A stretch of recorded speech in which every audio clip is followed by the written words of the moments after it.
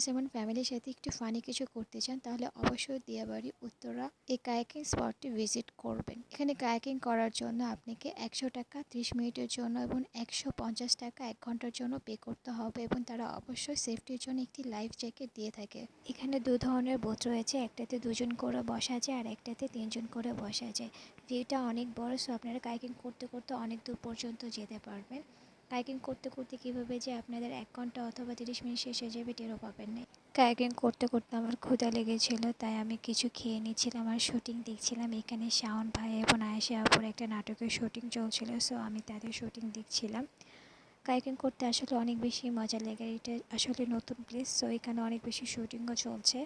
প্লেসটা আসলে অনেক বেশি সুন্দর, চোখে না দেখলে বোঝা যাবে না। যারা কায়াকিং করতে যাচ্ছেন, যেতে পারছে না অথবা রিস্ক আছে যে সাঁতার পায় না, তাদের জন্য কোনো ভয় নেই, কারণ এখানে যেহেতু লাইফ জ্যাকেট দিয়ে দেয়। কায়াকিং করতে আসলে অনেক বেশি মজার, এখানে সাঁতারের প্রয়োজন হয় না আর নৌকা ডুবে যাওয়ার কোনো চান্স নেই। সো নির্ভয়ে আপনারা কায়াকিং করতে পারবেন। Uttara centre metro rail station থেকে মাত্র 2-3 মিনিট সামনে হাঁটলেই এই বিডি কায়াকিং স্পটটি দেখতে পাবেন।